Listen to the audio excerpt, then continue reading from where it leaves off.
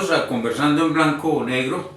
Estoy hoy con Fernando Orjuela, que ya es invitado permanente, ya tiene su silla propia aquí en Conversando en Blanco o Negro.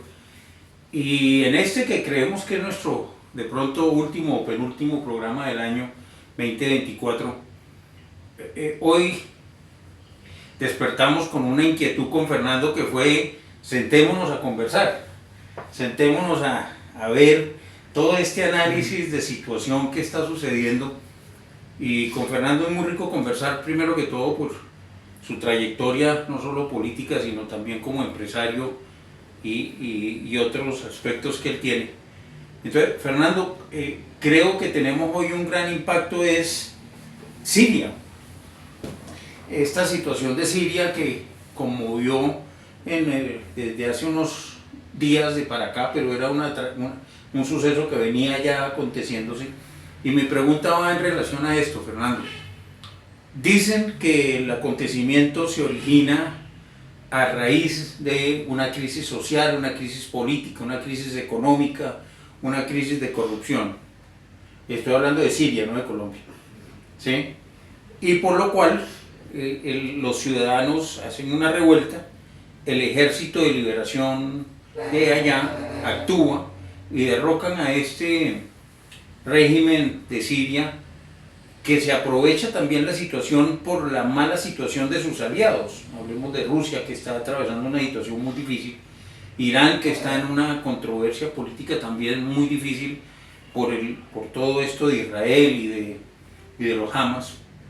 Entonces traigo esto a mención porque a mí me he puesto a analizar que la situación política de Siria es idéntica, similar a Colombia. O la Venezuela. Exacto, con un aliado que está atravesando problemas, que es Venezuela, ¿sí? Problemas muy serios, que en alguna oportunidad en el programa anterior nos decían: si cae Venezuela es un tropiezo para Colombia. Sí, la situación de Siria, pues uno no sabe cómo juzgarla y no sabe qué es peor. Si la dictadura de más de 53 años, el actual dictador que acaba de salir a exiliarse en Rusia y de su padre, y ahora que los liberadores de esa dictadura son terroristas o exterroristas, Sí, sí. de Hezbollah. Entonces, Pero apoyados por Estados Unidos. Y de la CIA y de, Sí. de Israel. Bueno, ahí hay una... Entonces, pues, fíjate tú cómo actúa pasar de la dictadura al terrorismo y con una alianza, como tú dices, muy curiosa con Estados Unidos, con CIA, con Israel, que demuestra que lo que pasa en el Medio Oriente, primero, es violentamente delicado, que mueve toda la esfera geopolítica. Es decir, que Siria ya no tenga un apoyo puntual y directo de Rusia, pues dicen muchos, que tampoco lo tenga de sus países aliados, de Irán, que es el gran financiador del terrorismo internacional, y que de un momento a otro, en 2 días, independientemente que seguramente se haya gestado mucho tiempo, se produzca la salida de un dictador tan atornillado. Y tan controvertido, y que tanto daño le ha hecho a Medio Oriente. Y muy amigo de Venezuela en la época de Chávez, ¿no? Y tiene muchos intereses Siria en Venezuela. En Venezuela. Muchos intereses. Es dueño de muchas minas, es dueño es que Venezuela es muy rico a nivel mineral, tiene muchísimos minerales. El gran proveedor de esos países, ¿no? Claro, y entonces yo creo que ese es un preámbulo muy interesante, y es que definitivamente, fíjate que el retorno a un líder como Trump está generando reacciones fuertes, y a mí me parece que eso se puede asimilar mucho con el tema de Venezuela. Venezuela, yo creo que no tiene en este momento ya el apoyo de Rusia por temas económicos. Y que tampoco le interesa. Yo creo que no le interesará cobrar su deuda externa. Sí, pero China. entrar en un conflicto bélico por Venezuela no No, creo que no, le interese. más está muy lejos. Lejísimos está. Entonces yo creo que estratégicamente pues, no, No, funciona. no es. Y China pues menos. China es un país que solo le interesa el tema comercial y El económico. desarrollo industrial. Sí. Sí. Entonces yo creo que con la debilidad que está teniendo en este momento Maduro, no nos extrañemos que eso se replique en Venezuela, Sí. que sería muy bueno para la democracia colombiana Ujú. y para pues, todo el tema geopolítico. Porque yo estuve leyendo, Fernando, unos análisis que hacía ayer, el día de ayer, que fue verdaderamente el exilio de este hombre, ¿no? Que inclusive sacaron una noticia falsa de que el avión se había caído para poder distorsionar la vida del hombre, para que no lo acribillaran. Pero ya llegó a Moscú, ya está en Moscú con su familia. Pero leía que el planteamiento detrás de eso estaba entre Trump y Putin. Y Putin y Trump son amigos. Son amigos aliados. comerciales y son amigos. Sí, es decir, es que ahí a mí me parece que Trump es mucho más audaz políticamente que todos los expresidentes que lo antecedieron. Por lo que no es político. Y porque tiene otra magnitud del Una tema. visión distinta. Sí, él no le interesa entrar en conflicto, él canjea, él negocia, me parece que tiene una actitud mucho más inteligente, mucho más proactiva. Yo, ¿para qué me voy a agarrar con Rusia? ¿Para qué me voy a agarrar con China? ¿Qué me voy a agarrar con la India? Si de todas maneras pues tenemos relaciones comerciales, tenemos negocios, que me voy a agarrar con los Emiratos Árabes que también hacen parte del BRICS, que me voy a agarrar con unas potencias que se están tratando de aliar para hacernos daño. Exacto. Entonces mejor al enemigo tengo cerca y actúo negociando y no matándolos o creando actitudes belicosas. De eso a mí me parece que la historia tiene que reconocerle eso a Trump lejos, porque en su anterior gobierno nunca hubo un conflicto. Es el único presidente que no ha estado en batalla, ¿no? Como se puede decir. Exacto, y entonces, ahorita, ¿qué le pasa a Trump? Que yo creo que a él le interesa que también Venezuela pues vuelva a retornar, porque Venezuela seguirá siendo la despensa de hidrocarburos de Latinoamérica. Sí. Ya hay empresas petroleras gringas en Estados Unidos consolidándose. Maduro se lo obligó a eso.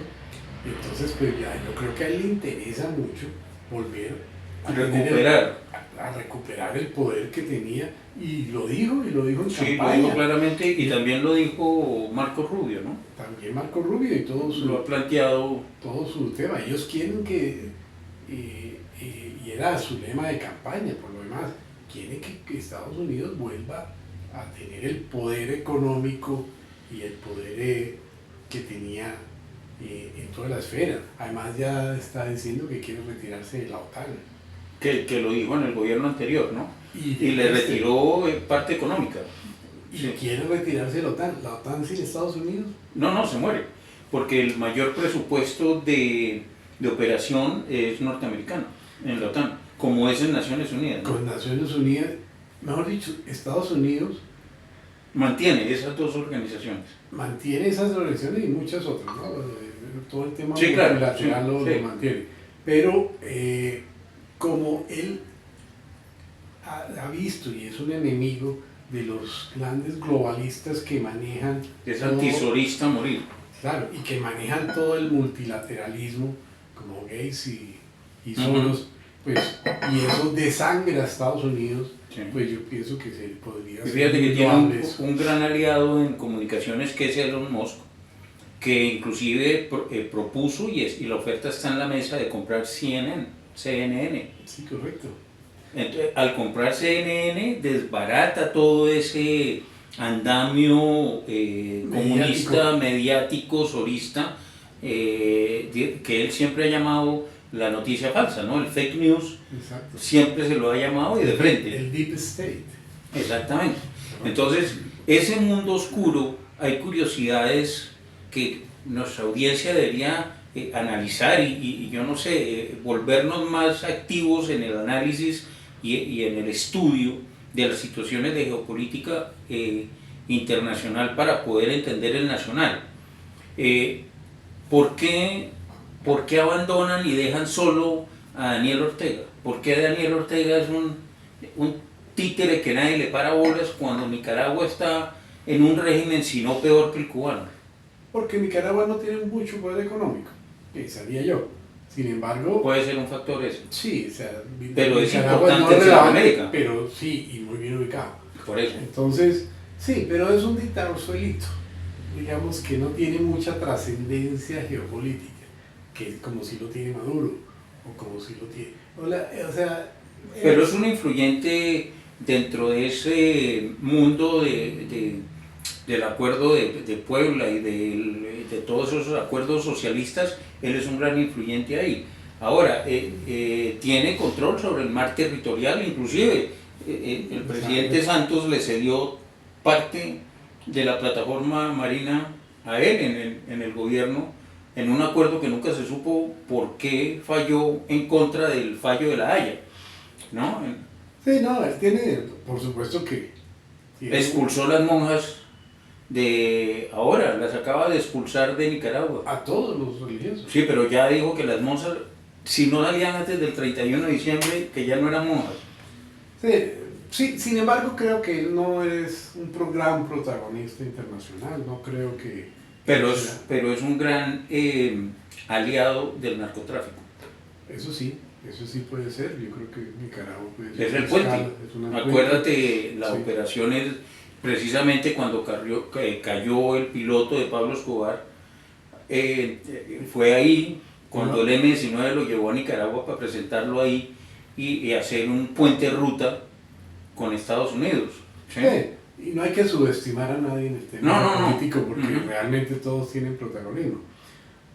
Lo que es interesante es cómo el tema geopolítico sí está afectando a Colombia muchísimo. Fíjate que ya el tema Petro-Trump, ni siquiera Petro volvió a hablar de Trump. Es que ahí no creo que vaya a haber mucha química y no creo que tampoco lo puedo ver o visionar en que Putin apoye aquí a Petro en cualquier movimiento pretencioso que pueda tener. Yo creo que ahí va a haber un freno, un choque. Comparaban esto de Siria con la caída del muro de Berlín. Puede ser históricamente algo similar, porque es que es un régimen supremamente fuerte el que cayó. Mucho. Y un régimen que le hacía mucho daño a los sirios. A todos, al sector, o sea, geográficamente. Siria está el centro. Pues controla ahí, es el puente entre Turquía. Claro. Sí. No, Siria es un... O sea, por siglos ha sido un terreno que ha sido muy importante a todo nivel, en el mercado, en las batallas, en posesión territorial, desde antes de los romanos. Sí, claro. Ahí estaba, ¿cómo se llama? Ese famoso, no me viene en ese momento, no. Pero bueno, el tema, a mí me parece que Petro ha perdido mucha trascendencia internacional. Y digamos, pues el manejo suyo de los discursos internacionales. Es que la pinochera de él, hablando de Pinocho, no de Pinochet, sino de Pinocho, es el talón de Aquiles de él.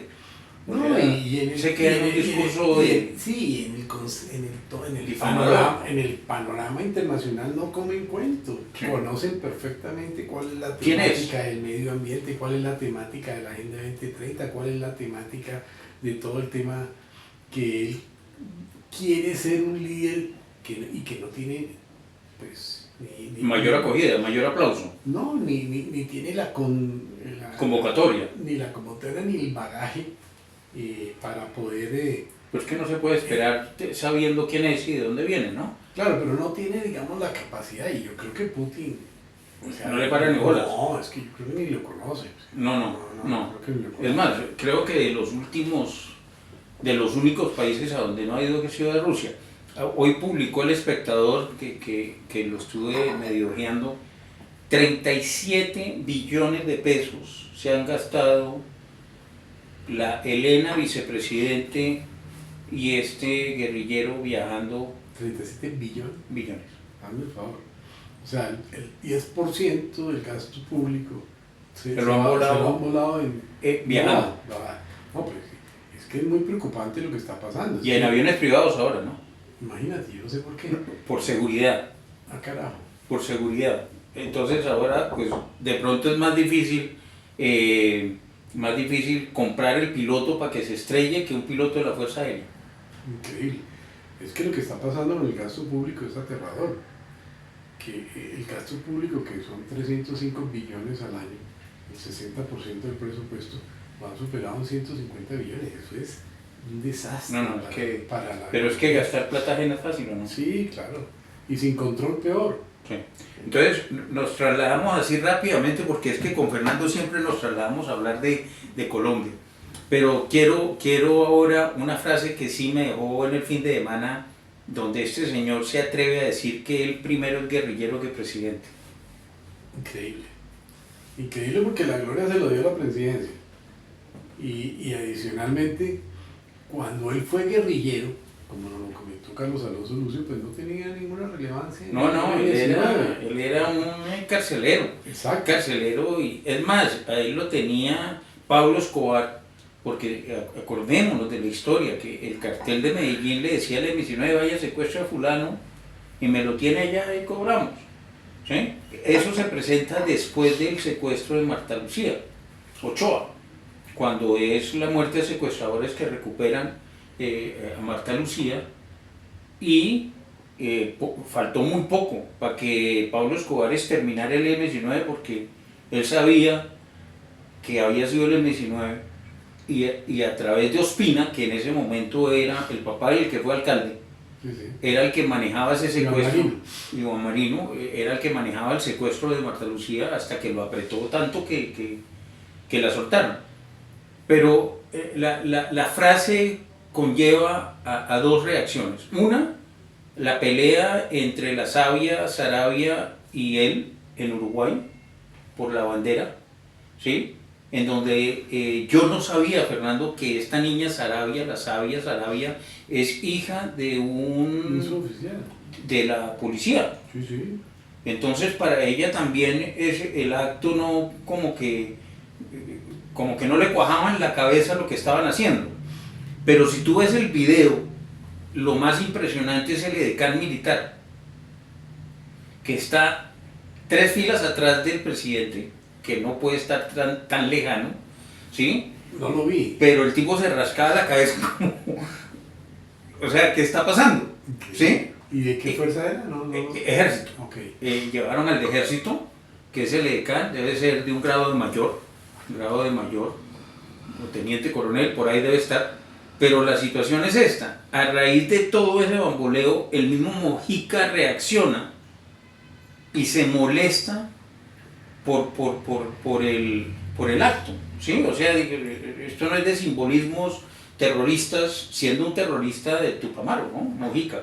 Sí, pero pues es de los pocos, digamos, líderes o ex líderes terroristas o ex guerrilleros con una conciencia coherente política, ¿no? Siempre ha actuado coherentemente, por lo menos Mojica tiene, en mi concepto, un discurso coherente, una actitud coherente. Ha sido más filósofo dentro de su actividad socialista, ¿no? No, eso, sin embargo, no es muy amigo de Lula, no es muy amigo de Lula, no es muy amigo del acuerdo de Sao Paulo ni el de Puebla, se ha alejado mucho de esa situación de influencia, no fue muy amigo de Cristina Kirchner, sí de él, pero no de ella, ¿sí?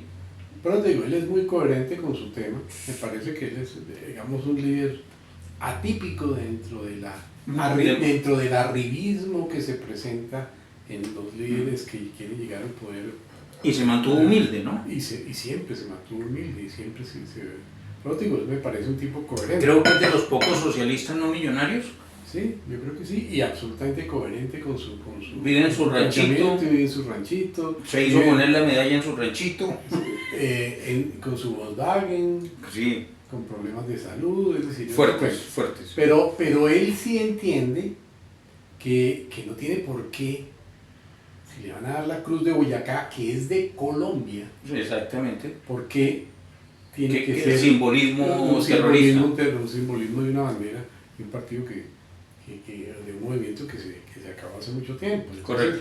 digamos que eso es más que es un irrespeto, yo creo que es un tiro en en el pie del mismo perro, Sí, ¿no? en eso yo, no, después del programa, Fernando, que estuvimos con Carlos Alonso Lucio, un programa muy interesante que ha tenido mucha acogida en la red, y analizando ciertas cosas de lo que se habla, porque muchas veces uno hablando después es que dice, ¿qué se dijo? ¿Sí? Y viendo la trayectoria, el M19 no se ha acabado. No lo revive Petro, no lo revive Petro, pero sí lo está reviviendo a su acomodo. ¿Sí? O sea, si Carlos Alonso nos dijo que en la Constitución del 91 fue el final feliz del M19, Pero ¿cierto? no de la milicianización. Exacto. Entonces, fíjate que en los actos de conspiración, que yo le llamo así, que hubo durante el gobierno de Duque, promovidos por Petro y por el Guasón Bolívar, ¿sí? Siempre flameó la bandera del M19. Sí, correcto. Y en los actos Siempre. En las tomas indígenas, siempre está la bandera del M19. Es más, algunas pañoletas indígenas son los colores de ellos. En las tomas indígenas de expropiación de tierras, siempre hay una bandera del M19. Entonces, en la posesión de Sheinbaum, también hubo una bandera, ¿no? No, de la presidenta de México. Hizo alarde de que ella había sido guerrillera o que había actuado. Pero después se desmintió eso, ¿no? Pues, ella salió desmintiendo eso, pero no muy claramente, porque la comprometió. Pues, se lo dijo la mandó al agua, pues. Y entonces, pues, sí. Y México está atravesando una situación muy difícil, si no peor, ¿no? El tema de México, en mi concepto, es muy lamentable, porque es que si hacemos un recorderis de lo que pasó hace tan poco tiempo en la contienda electoral de México, en México no se habló, fue vedado el tema en la elección, el tema del narcotráfico. Nadie habló de ese tema. Y por ejemplo, AMLO, en el gobierno de AMLO, ya se han sacado datos y el narcotráfico es el quinto empleador en México. ¿Empleador? Empleador, el narcotráfico. Es decir, México se volvió un país narcotraficante. Bueno, y va más allá porque hace poco salió también la noticia, Fernando, de que ahora el narcotráfico mexicano está financiando estudiantes de ciertas facultades para el estudio de farmaquímicos que agilicen el consumo de ciertas drogas. Increíble. Sí, sí. Pero bueno, yo no sabía de ser empleador. Es más, en el discurso de posesión de ella habló de que se terminaba la guerra jurídica contra los carteles del narcotráfico. Sí. Que iban a entrar era a dialogar. Porque ese es el sofisma, Fernando, que contigo es muy interesante poder analizar. Fernando no es psicólogo ni psiquiatra, pero sí tiene sus momentos de filosofía, ¿o no, Fernando? Sí. Y análisis. Sí, fuertes ahí. Sin necesidad del whisky. Para los próximos programas vamos a echarle, como decía este locutor de radio, echémonos un tocho. Sí, pero es esto. Dentro de esa filosofía del narcotráfico hay un elemento que lo mueve a oscuras, que es el mundo oscuro, que es Soros. Soros está ahí muy financiado del narcotráfico. Pues es que Soros es el gran, la persona que más propende por la legalización de la droga en el mundo. Pero por sus laboratorios, por sus industrias, por todo ese tema. Y porque pues él lo que quiere es vender, siendo los precursores que él fabrica de manera legal. En estos momentos los venderá soterradamente.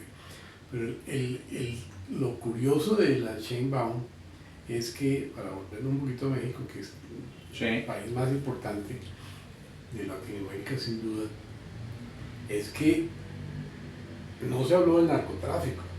Después dice que no va a haber guerra jurídica con el narcotráfico. Sí. Pero lo primero que hace la presidenta de México, una vez electa, el lunes se reúne con BlackRock. ¿Ah, sí? Con el CEO. ¿Con Soros? No, con Larry Fink, que es el CEO de Larry. ¿Eso es solista o no? ¿No? BlackRock no es de esa gama del nuevo orden mundial. No, sí es globalista.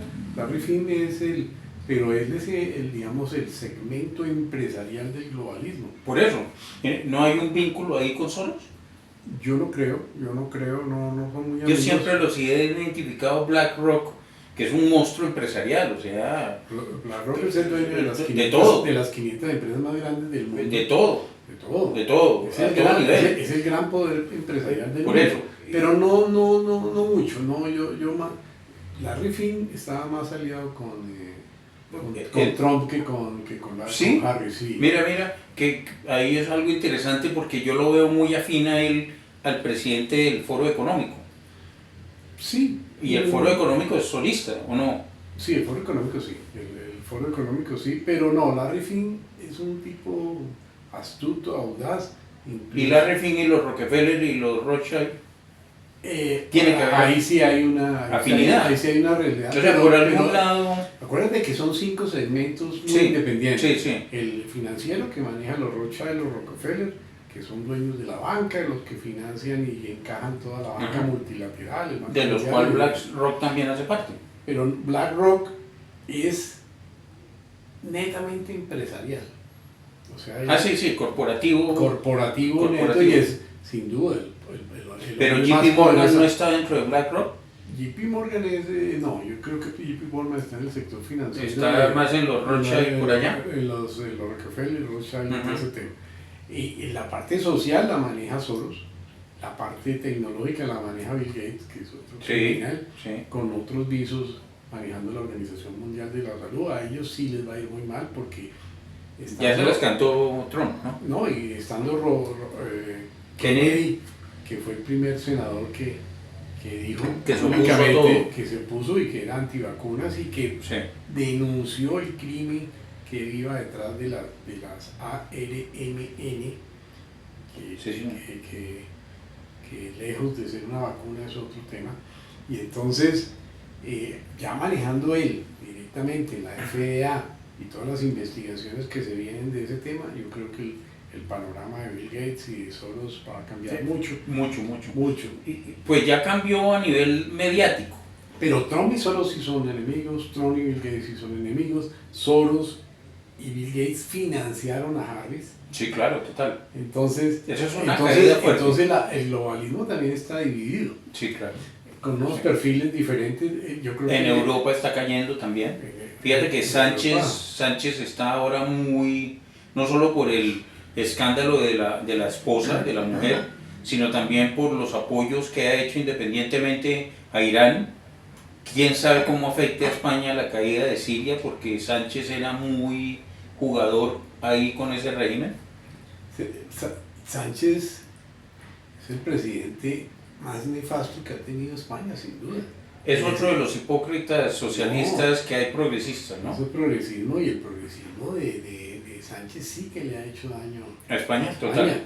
Pero adicionalmente ha hecho alianzas con el PP, diciendo, pero ¿y esto qué es? El único que es realmente absolutamente opositor a Sánchez es el Vox.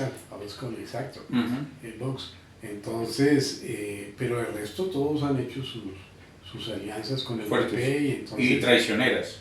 Claro, y traicioneras. Por ejemplo, el presidente del PP fue el que más promovió las vacunas. Y este de Cataluña, el que estaba exiliado y lo trajo a él para ganarse los 8 puestos en el Parlamento. Entonces, no, pero lo que ha hecho Sánchez a España, sobre todo con las migraciones ilegales, con lo que ha permitido que invadan toda la propiedad privada en España. Es decir, lo que ha generado Sánchez es Eso, absolutamente terrible. Ujú. Cosa que se repite. Macron ha sido también muy mal presidente, Trudeau ha sido muy mal presidente. Yo no conozco progresista en el mundo que haya sido un buen presidente, no lo conozco. Es que Tiene buen resultado. yo creo que escogieron la palabra apropiada para ser nefastos. Sí. Porque es que un progresista destructor nefasto, ¿dónde está el progreso? No, pues no, ellos entienden el progreso ligado Al bolsillo de ellos. a su bolsillo, a su ideología, al tema woke, al tema Sí, a esa cultura woke que se acabó en sí, Estados Unidos ya, ¿no? al tema del estatismo, de depender del estatismo a estas horas de la vida, que es... Pero es que ellos necesitan que la gente dependa del Estado, porque es la única forma de controlarlo. Por eso Sí. controlan Venezuela y Cuba. Sí, correcto. Yo no sé si en Nicaragua sea igual, pero la gente, nunca se ha hablado de si la gente de Nicaragua pasa hambre o no. Eso nunca se ha escuchado tan allá. No creo que esté tan destruida como una Cuba. No creo. No sé. No sé. Pero ese tema sí está trascendiendo en Colombia. O sea, la mediocridad del progresismo sí se está ya viendo Sí. involucrada en Colombia directamente. Hace una semana, ¿cómo veías a Colombia? Hace una semana. Pues mira, que Colombia todos los días, No, pero hace una semana, ¿cómo la veías? pues yo creo que... Antes de que este fuera a Uruguay, que no sé a qué fue Uruguay, imposible que haya sido un viaje No, solo no. para poner una medalla, no creo. No, yo la veo en franco de detrimento completo. Y hoy, Hoy lo veo obviamente peor que hace una semana, pero ¿por qué la veo así? Porque es que el espectáculo que están dando los gobernantes y el poder legislativo y el poder ejecutivo, e incluso también hasta cierto modo el poder judicial, es que lo único que impera en Colombia es la corrupción. Todos los días sale un acontecimiento ligado a la corrupción, pero de miles de millones, ¿sí? Es decir, este es un país que lo engrupió completamente la corrupción.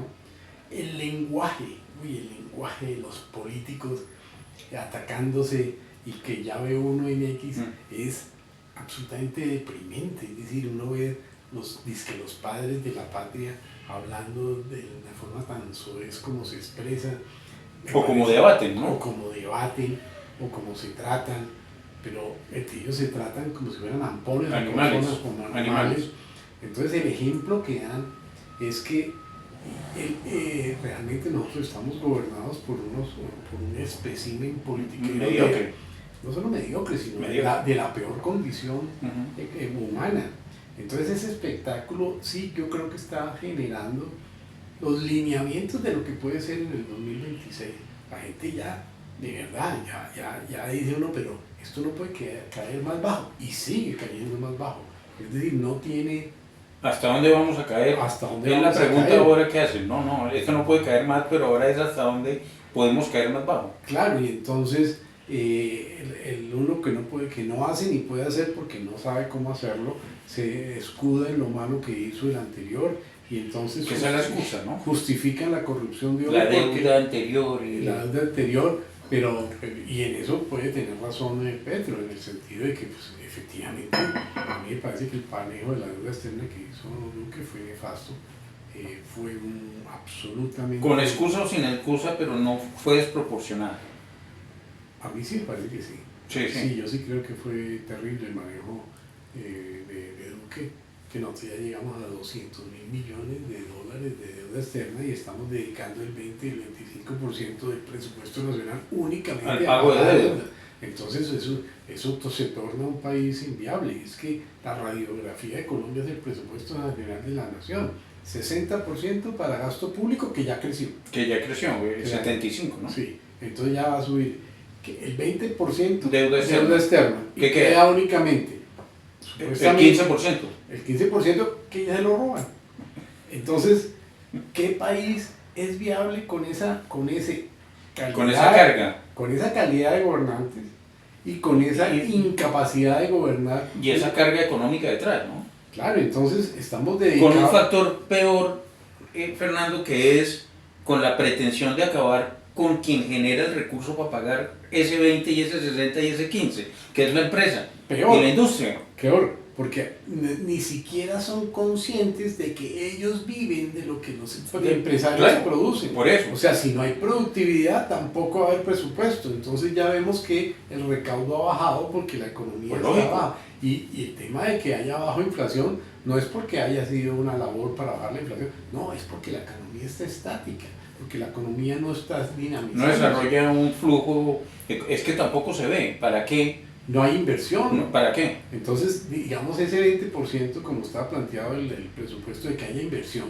pues eso movería la economía, pero resulta que no se está moviendo, está absolutamente concatenada únicamente a los intereses del legislativo, a los personajes que compran. Además que, Fernando, el presupuesto 2025 que está calculado sobre 500, ¿es 500 billones? O sea, de 300 y pico. Actualmente es 505 billones. Pero no, sube como 15 más o 20 más, algo así. Debería crecer por lo menos la inflación, un 8%, un 5%, son 40 como más. 25 billones, pero hay un déficit, entonces no debería crecer. Pero ponle que fueran 530 millones el presupuesto 2025. Eso es un supuesto, porque si todos los años hay cierre de empresas, quiebre de empresas, ¿de dónde sacan esa plata? ¿Del narcotráfico? El presupuesto está desfinanciado, completamente desfinanciado. ¿Contarán con plata del narcotráfico para eso? No, simplemente el presupuesto está desfinanciado, entonces genera un déficit. Y cuando genera un déficit, ¿qué es lo que hacen los políticos? Otra reforma tributaria para que sigan exportando. Para ajustarlo. Para ajustarlo y para que sigan acabando con la clase media, que es la que paga, y las pymes, que las pymes en Colombia son el 90 y pico %. Sí. Entonces, las pymes son las más afectadas y son las que más generan impuestos. Entonces, lo que estamos es construyendo y visualizando un país inviable económicamente, como ya lo estamos. Cada vez la brecha se abre más, cada vez el tema de Colombia se torna absolutamente inviable económicamente, eso es lo que se palpa. Y esos temas, como los podemos estar conversando nosotros acá, ¿por qué no son temas políticos de la nación? Porque no les conviene, porque lo que se han hecho los politiqueros es crear precisamente un Estado, una institucionalidad que vive el clientelismo, que es de lo que ellos viven para tener votos. Entonces lo único que hayan hecho es construir una institucionalidad. Acuérdate que el gasto público en el 2000 eran 35 billones y ya estamos en 305. Ha crecido 1170%. Ha crecido el Estado en el gobierno de Uribe, en el gobierno de Santos, en el gobierno de Duque y en el gobierno de Petro. Es decir, no solo la culpa es de Petro. ¿Y el crecimiento empresarial ha sido en proporción a eso de cuánto? Nada, la industria ha bajado un 8%. Y fuera de eso, totean Ecopetrol, totean Colsubsidio, se lo roba, Colsubsidio no, Colpensiones, Colsalud, bueno, en fin, todo eso. No hay una proporcionalidad ni hay un manejo adecuado del Estado. Entonces solo piensan en engrandecerlo, porque es fácil engrandecerlo cuando los recursos no son de uno, que el gasto público y yo hasta de buenas ha sido Petro de que no estemos en una inflación desbordada. ¿O será que es ficticia la demostrada? Pues, porque el daño oculta muchos datos. Por otro lado, la DIAN también oculta el no recaudo. No, se sabe, pero lo que pasa es que no es noticia. Por eso, pero porque es que tú sales a la calle y la inflación la notas automática. Claro. Automática. Yo no sé, la canasta familiar se ha encarecido el doble, así de sencillo. Saca a la novia al cine y te vale el doble. Así de sencillo. Así de sencillo. Al cine.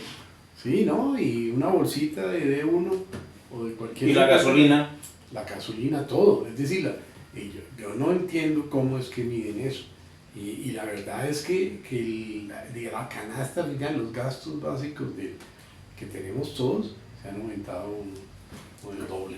Pues entonces, fíjate que el tiempo avanza rápidamente, Fernando, y hablar con vos sí sería, deberíamos de tener un programa que llame Un día y una noche con Fernando, 24 horas al aire, un año así, delicioso. Pero viene esto, nosotros hemos hablado mucho de reencauzar a Colombia, una Colombia productiva, una Colombia con una justicia robusta, exigente, basada en lo que es verdaderamente la Constitución y sus leyes. Hoy en día, ¿ves más lejano ese propósito o lo ves algo viable? No digamos viable, algo viable. Mira, yo como veo el panorama, o como se está armando el panorama del 2026, a mí me parece insólito. Primero porque debía haber un outsider y no se ve claro. No hay. No existe, no hay claro, No, no es porque fácil. a una le quitaron el teleprompter, así que ya quedó sin capacidad máxima. A mí me parece que tenía una labor mucho más destacada. Total, por lo menos estaba como protegida. como periodista, ahora como no, le quitaron el teleprompter. No, y como candidata, lo único que se ha dedicado es a atacar a sus opositores y yo no le he escuchado una sola propuesta. No. Entonces, es que a mí me parece que se desdibujó ella como periodista y creo que en Semana sí tenía por lo menos tenía un peso. Y tenía un respaldo de investigación y de voz. Y entonces ahorita, como precandidata a pues yo no la veo clara porque solamente la veo peleando, además te digo un concepto muy mío. Yo creo que ahí ganó el actual presidente, claro, porque la sacó. Se la sacó. Entonces, no sé si pactó eso con Gilinski o no lo pactó, pero fue más inteligente Petro. Fue más inteligente, sí, claro. Porque la sacó. Entonces lo que yo veo que se está armando o lo que se quiere armar, es el reencauche de los que generaron que el actual presidente esté donde esté. Y eso a mí me parece nefasto. O sea, que vuelvan los mismos a la Plaza de Toros. Así de sencillo. Se quiere que sea un Vargas Llera. Vargas Llera fue el segundo de Santos y el segundo del que creó todo ese... Y no tiene la humildad para poderlo ser tampoco. No la tiene. La arrogancia y el ego no le permiten. Pero tiene como currículum lo que sucedió en el gobierno de Santos. Entonces, ¿quién fue en el gobierno de Santos? Entonces, pues, uno no puede, teniendo pues ese rabo de paja, todo ese currículum, pues tratar de decir que él, con ese pasado, va a tratar de salvar un presidente. El nuevo pastor. Yo no lo veo fácil. No veo tampoco, yo veo lo que sí se está armando es una componenda santista petrista muy fuerte con Juan Fernando Cristo, con Juan Fernando, con Roy Barreras, con Velasco, con Claudia López. Entonces Santos es el gran poder hoy por hoy político soterrado. Claro, porque en el petrismo... El plan hipócrita de él siempre, ¿no? Claro, porque el petrismo no tiene una figura... Tiene a la Pizarro. Sí, pero no. Pero la tiene. Pero la tiene, pero no tiene... No tiene ningún pues puesto tiene los votos de la primera línea. Sí, pero pues yo no creo que... Pero la están usando ahí. Sí, la están usando, no creo que sea una figura representativa, pero... Bolívar menos. No, tampoco. No hay en el petrismo ni concepto alguien que tenga el peso político de Petro. No, pero sí es la coalición que tú dices, ¿no? En cambio, eso sí lo está aprovechando Santos para decir, como ustedes no tienen nada, venga, yo lo pongo y entonces matícenlo como quieran. Roy fue santista, ¿no? Roy fue de todo. No, pero más santista que porque él comenzó con la U, ¿no? No, él pasó con Uribe. Ellos son compadres. Uribe es el padrino de uno de sus de bautizo de uno de los hijos o del último matrimonio de Roy. Sí. De alguna vaina. Y después fue santista y después fue de todo. Y era petrista la última. Sí, no, pero Roy sí tiene todo un... Ahí está también otro jugador que no saben qué hacer con él, que es Daniel Quintero.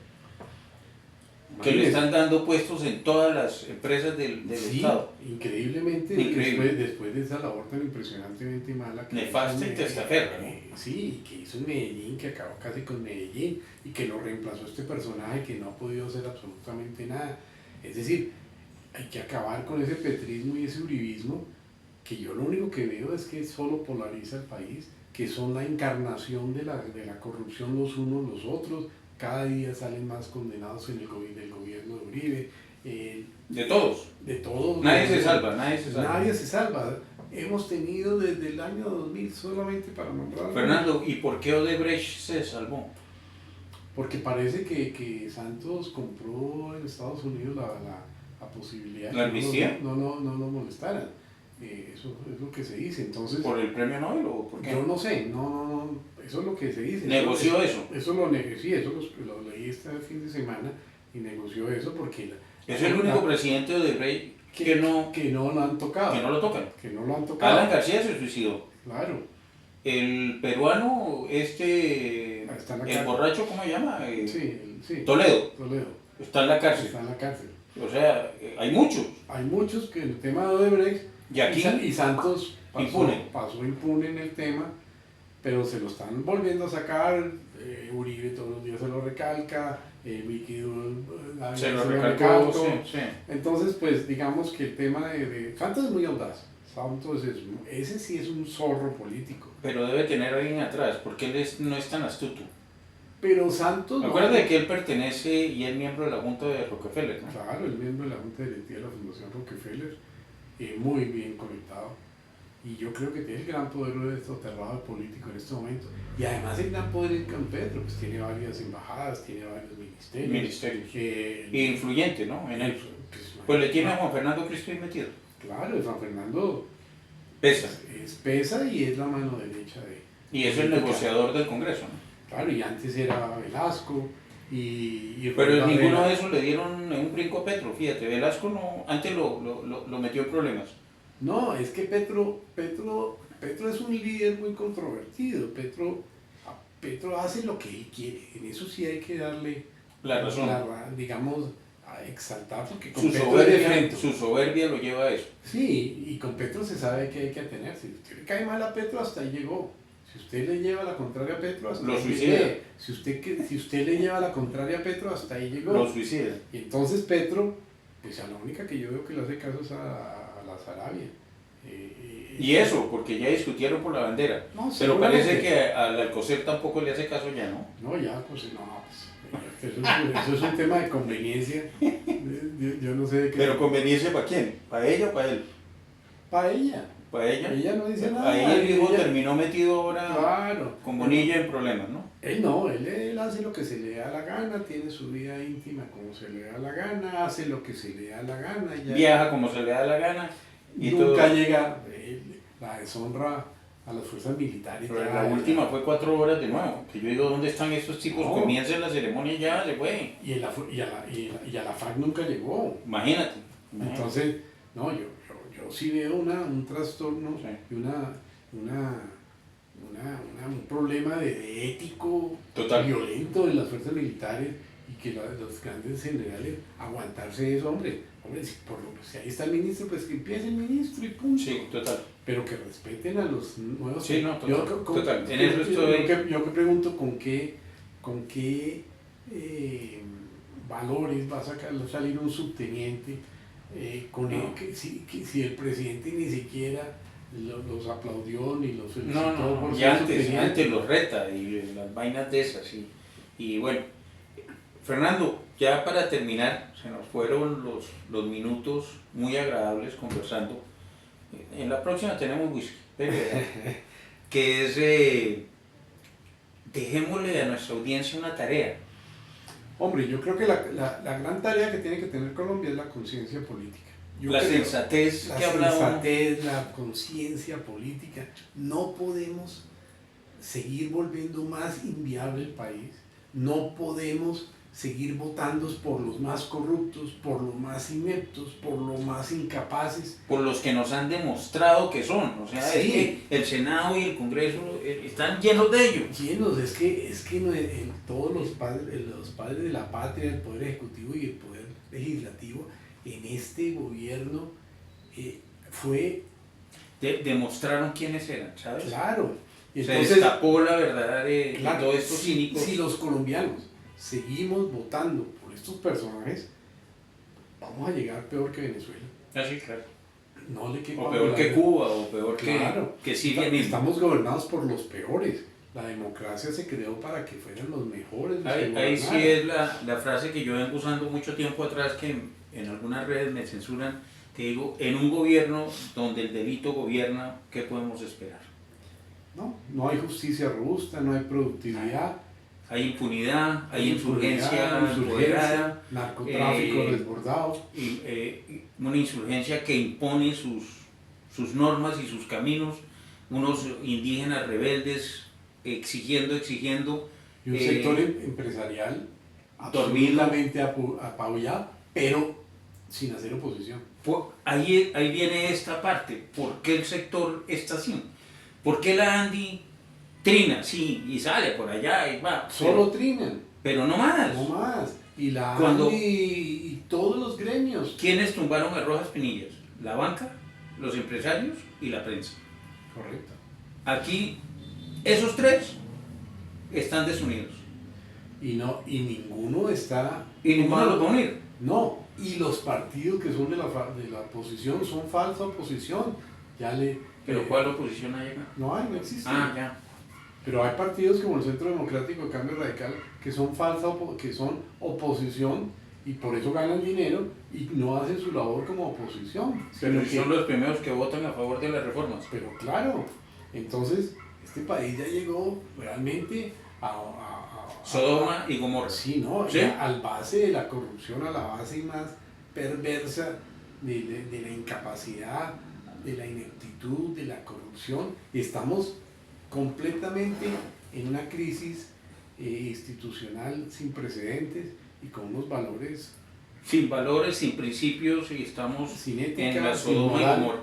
Amigos, ya ven, conversando con Fernando se pasa el tiempo rápido, se habla de muchos temas en general, para que usted analice y como dice muy bien Fernando, la tarea es ser coherentes, buscar la sensatez de la problemática nacional e internacional que influyente en Colombia, aterrizar y no seguirle la cuerda a los politiqueros, o sea, las convocatorias de marcha y de trino, de ahí no pasan. Cuando va al Congreso y votan a favor de las reformas. ¿Sí? Claro, y las marchas ya son inanes, ya no van. No, no, porque se volvió paseo dominical. Claro, y entonces, ¿qué quiere decir eso? Que los únicos grandes triunfadores son los políticos corruptos y Exacto. a los que tenemos que absolutamente acabar. Amigos, conversando en blanco y negro, como ven, hay mucho tema para analizar, para discutir, para conversar con argumentos, en compañía de Fernando, y ya tendremos algunos invitados, tanto que Fernando nos trae aquí a este salón, como otros que estarán viniendo. Hay algunos políticos que han aceptado pero que no vienen, por algo era. También hay empresarios que van a venir, y muy interesante. Muchas gracias a ustedes y hasta una próxima conversación, Fernando. Muchas gracias, Rodrigo, y aquí estaremos siempre Va, acompañándote, muy amable. listos, hasta una próxima.